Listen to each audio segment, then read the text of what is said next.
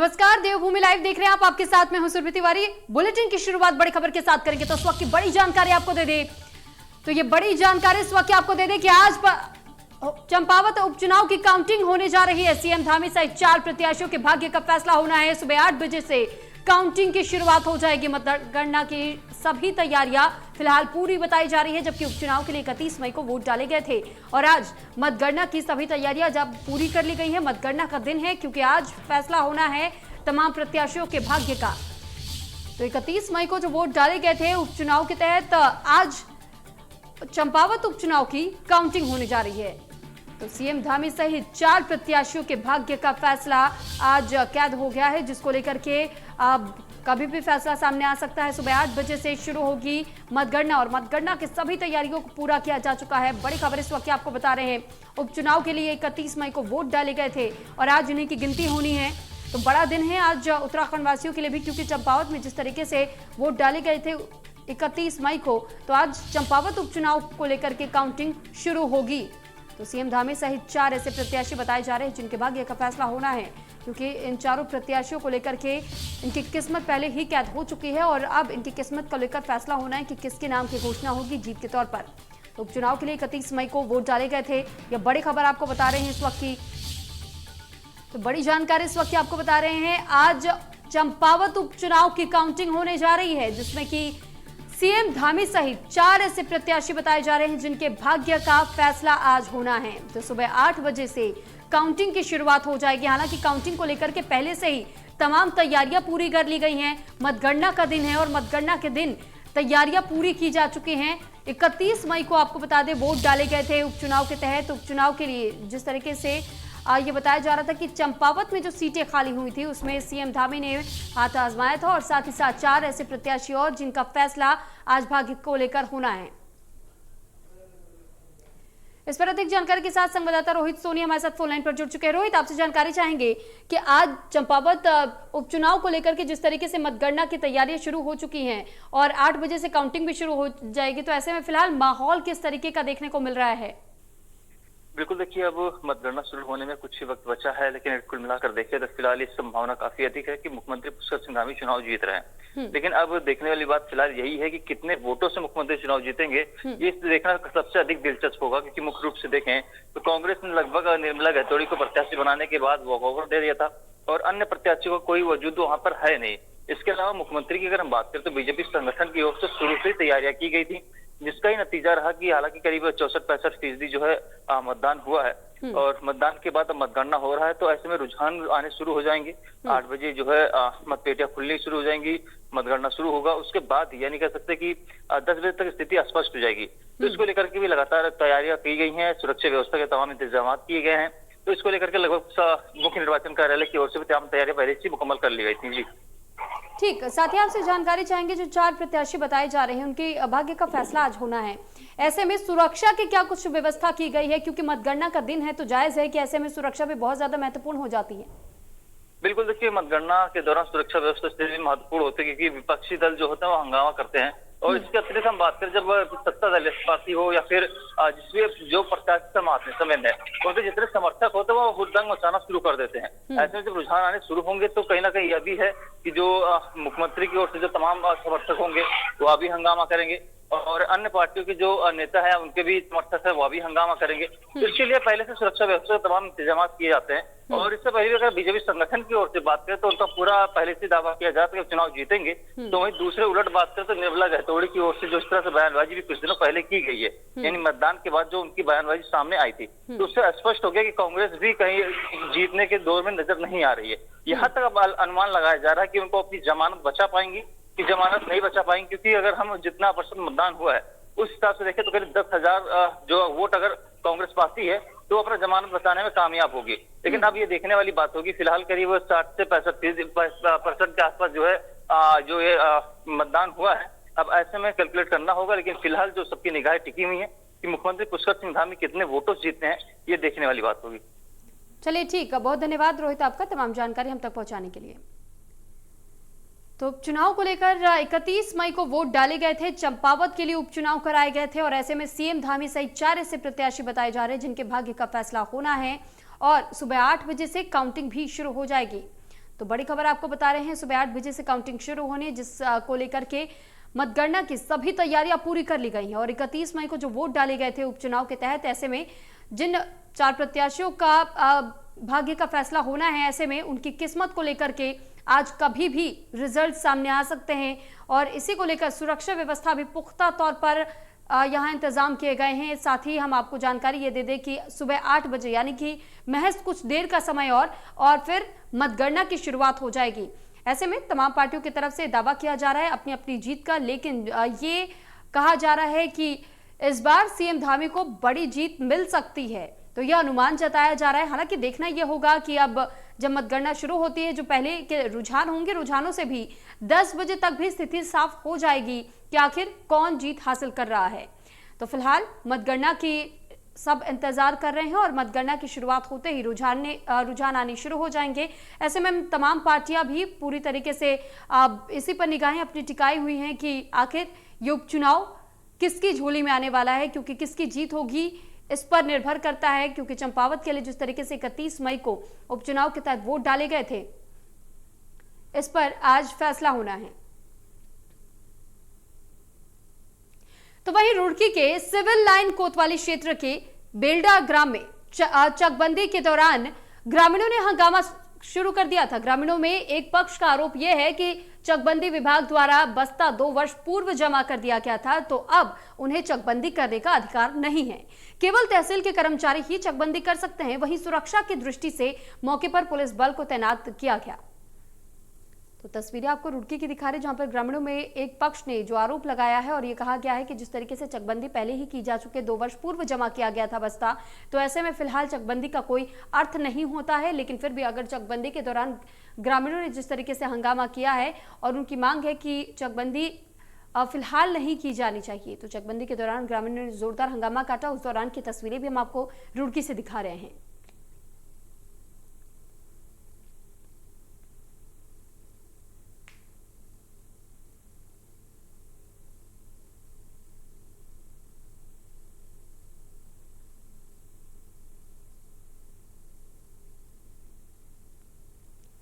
तो ये तस्वीरें 2 वर्ष पूर्व जो जमा किया गया था बस्ता, उसको लेकर के ग्रामीणों की तरफ से जमकर हंगामा काटा गया और ग्रामीणों के एक पक्ष की तरफ से आरोप लगाया गया कि फिलहाल चकबंदी को रोका जाना चाहिए, नहीं होनी चाहिए। लेकिन जिस तरीके से चकबंदी की जा रही थी, उसको लेकर के भारी रोष का माहौल देखा गया ग्रामीणों के बीच में और इसी वजह से जोरदार हंगामा करने के लिए ग्रामीण इकट्ठा हो गए और उसके बाद जो पुलिसकर्मी यहाँ पर पहुंचे हुए थे, उन अधिकारियों से उनकी बहस भी हुई।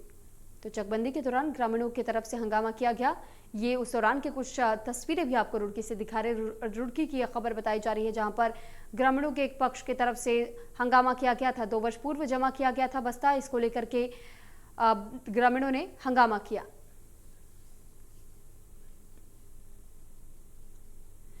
तो चंपावत विधानसभा उपचुनाव में कांग्रेस प्रत्याशी निर्मला गहतोड़ी ने कड़ा रुख अख्तियार किया है। निर्मला गहतोड़ी ने कहा है कि सीएम पुष्कर सिंह धामी चंपावत से चुनाव जीतते हैं तो उन्होंने चुनाव से पूर्व चंपावत की जनता से जो भी विकास के वादे किए हैं, अगर उन वादों को पूरा नहीं करते हैं तो मैं उनके खिलाफ सड़क में उतरकर आंदोलन करूंगी।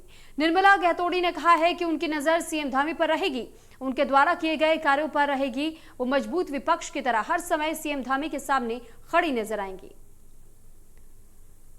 हालांकि चंपावत उपचुनाव को लेकर के 31 मई को वोट डाले जा चुके हैं और आज मतगणना होनी है, तो इसके बाद फैसला हो जाएगा कि आखिर जीत किसे मिलती है। लेकिन यहाँ पहले ही विपक्ष के तरफ से सीएम धामी को लेकर के कहा गया है कि जो दावा किया गया है, जो वादे लोगों के लिए किए गए हैं, कि उन वादों को अगर सीएम धामी पूरा नहीं करते हैं तो निर्मला गहतोड़ी की तरफ से कहा गया कि वो विपक्ष की भूमिका पूरी तरीके से अदा करेंगी और सीएम धामी को घेरने के लिए वो सड़कों पर उतर करके प्रदर्शन भी करेंगी। तो अब देखना यही होगा कि क्या जीत हासिल होती है और कितने प्रतिशत की जीत मिलेगी सीएम धामी को, अगर उनको जीत मिलती है तो। और ऐसे में फिलहाल जिस तरीके से जनता को वादे किए गए थे सीएम धामी की तरफ से, वो पूरे होते हैं या नहीं, क्योंकि निर्मला गहतोड़ी ने पहले ही अपना दावा किया है कि अगर किसी भी तरीके से वादों में कमी नजर आती है और धरातल पर काम नजर नहीं आता तो फिर इसका विरोध जमकर किया जाएगा, क्योंकि वो विपक्ष में है और विपक्ष की भूमिका पूरी तरीके से उनके तरफ से अदा की जाएगी। अब फिलहाल चंपावत को लेकर के फैसला आज आना है, क्योंकि मतगणना आज से शुरू हो रही है। तो सुबह 8 बजे से मतगणना शुरू हो जाएगी। 31 मई को चंपावत उपचुनाव के लिए वोटिंग की गई थी और आज के दिन तमाम प्रत्याशियों के जो भाग्य का फैसला होना है, इसमें पता चलेगा कि किस प्रत्याशी को जीत मिलती है। हालांकि पहले ही सीएम धामी को चुनौती जरूर मिल चुकी है। तो निर्मला गहतोड़ी की तरफ से चुनौती जारी की गई है और ये कहा गया है कि अगर सीएम धामी की तरफ से किए गए तमाम वादे पूरे नहीं किए जाते हैं और उन वादों को धरातल पर लागू नहीं किया जाता है, ऐसे में अगर किसी भी तरीके से आम जनता की तरफ से कोई शिकायत मिलती है तो उन शिकायतों को लेकर के सड़क पर प्रदर्शन करने के लिए निर्मला गहतोड़ी उतरेंगी और सीएम धामी के खिलाफ जमकर प्रदर्शन करती हुई नजर आएंगे, क्योंकि जनता की आवाज को उठाने के लिए विपक्ष की भूमिका को पूरा करेंगी। तो फिलहाल ये देखना होगा कि क्या वाकई चंपावत से जिस तरीके से जीत के को लेकर के पहले ही निर्मला गहतोड़ी ने सीएम धामी को चुनौती दी है, तो कितने प्रतिशत वोटों से जीतते हैं और क्या जीत मिलेगी नहीं मिलेगी, इस पर फिलहाल अभी कुछ कह पाना ठीक नहीं है, क्योंकि सुबह 8 बजे से मतगणना की शुरुआत होनी है। सुबह 8 बजे से जब मतगणना की शुरुआत होगी, 10 बजे तक रुझानों में स्थिति साफ हो पाएगी और उसके बाद ही ये कहा जा सकता है कि किस प्रत्याशी को जीत हासिल हो रही है। हालांकि ये खबर आपको चंपावत से जुड़ी हुई दे रहे हैं, जहां पर सीएम धामी पर निर्मला गहतोड़ी ने कहा है कि मेरी नजर उन पर बनी रहेगी और उनके किए गए वादों पर भी मेरी नजर बनी रहेगी, क्योंकि वैसे भी वो सीएम है यहाँ के, तो उनको धरातल पर तमाम वादों को पूरा करना जरूरी हो जाता है। और लेकिन अगर ये वादे पूरे नहीं होते हैं तो फिर निर्मला गहतोड़ी ने यह कहा है कि चुनौतीपूर्ण तरीके से हर उस वादे का विरोध किया जाएगा जिस तरीके से वादा किया गया, लेकिन अगर पूरा नहीं किया जाता तो फिर सड़कों पर उतर करके प्रदर्शन भी करेंगे सीएम धामी के खिलाफ।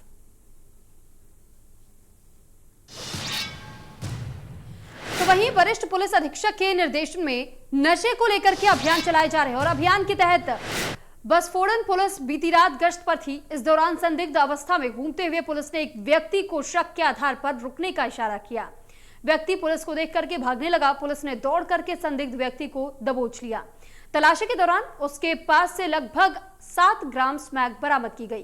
पुलिस ने व्यक्ति को गिरफ्तार कर न्यायालय के समक्ष पेश किया है, जहां न्यायालय ने उसे पुलिस अभिरक्षा के बीच जेल रवाना कर दिया है और पुलिस ने यह बताया है कि यह कार्रवाई लगातार आगे भी जारी रहेगी। तो एक खबर आपको काशीपुर से जुड़ी हुई दे रही है, जहां पर गश्त के दौरान पुलिस ने 7 ग्राम स्मैक एक शख्स के पास से बरामद की है। दरअसल शक के बिना पर इस शख्स को पकड़ा गया है और पुलिस को इस शख्स को देखने के बाद से जब शक हुआ था तो इसे रोकने की कोशिश की गई। हालांकि व्यक्ति ने पुलिसकर्मियों को देख करके भागने की कोशिश की, लेकिन पुलिस ने फुर्ती दिखाते हुए इस शख्स को गिरफ्तार किया और उसके बाद से गश्त के दौरान पुलिस को 7 ग्राम स्मैक बरामद हुआ है। तो फिलहाल शख्स की गिरफ्तारी कर ली गई है। न्यायालय में भी इसे पेश किया जा चुका है और न्यायालय की तरफ से पुलिस कर्मियों को इसे सौंप दिया गया है ताकि पुलिस इससे पूछताछ कर सके कि आखिर 7 ग्राम स्मैक इसके पास कहां से आया, किन लोगों के संपर्क में ये था और किसके तरफ से इस स्मैक की सप्लाई की जा रही थी। तो फिलहाल इन तमाम सवालों के जवाब ढूंढने के लिए पुलिस ने इस आरोपी को गिरफ्तार कर लिया है। तो उस शख्स की तस्वीरें भी आपको दिखा रही है जिसको पुलिस ने अपने हिरासत में लिया है और गश्त के दौरान में पुलिस ने 7 ग्राम स्मैक बरामद किया है शख्स के पास से और शक के बिना पर इसे गिरफ्तार किया गया था, जिसके बाद से वो शक सच साबित हुआ और इसके पास 7 ग्राम स्मैक बरामद किया गया, जिसके बाद से इसे न्यायालय में पेश किया गया और न्यायालय की तरफ से पुलिसकर्मियों को इस शख्स को सौंपा गया है ताकि पुलिस इससे पूछताछ कर सके और पता लगा सके कि आखिर इसके कनेक्शंस किन लोगों के साथ में थे और स्मैक की सप्लाई कहां कहां की जा रही थी, किन किन लोगों को सप्लाई की जा रही थी। तो ये तमाम कनेक्शंस को खंगालने के लिए पुलिसकर्मियों की तरफ से अब पूछताछ इस शख्स से जारी है।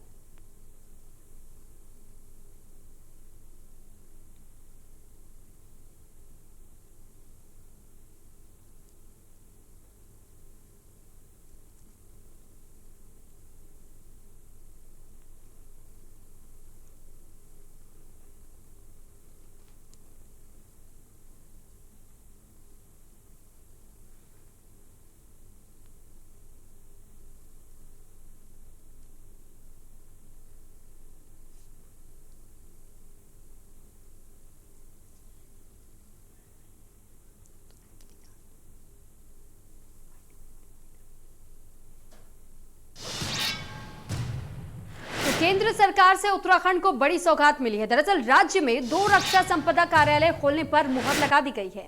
जानकारी के अनुसार देहरादून में रक्षा संपदा कार्यालय खोला जाएगा और वहीं रानीखेत में उप रक्षा संपदा कार्यालय खोला जाएगा।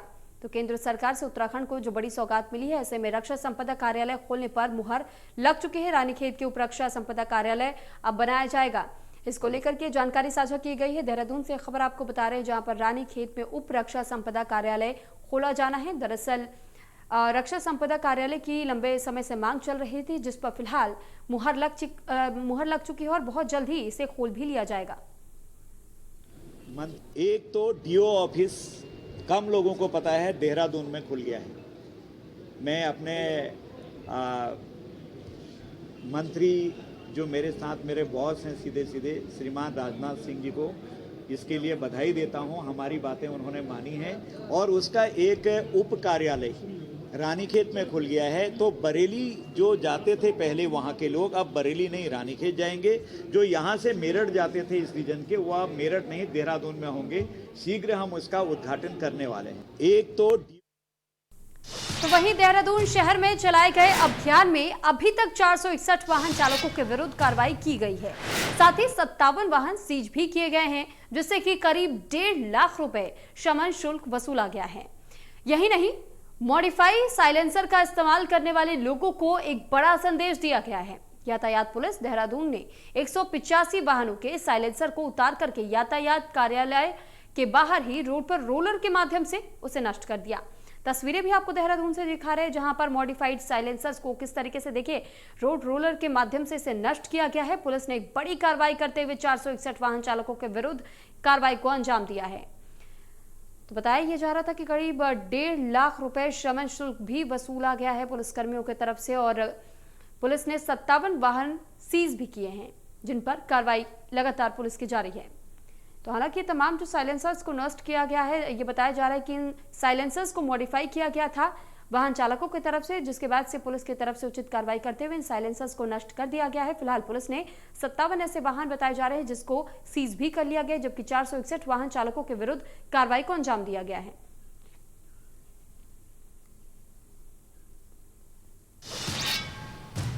और फिलहाल खबरों में वक्त हो चला एक छोटे से ब्रेक का। ब्रेक के बाद जल्द हाजिर होंगे।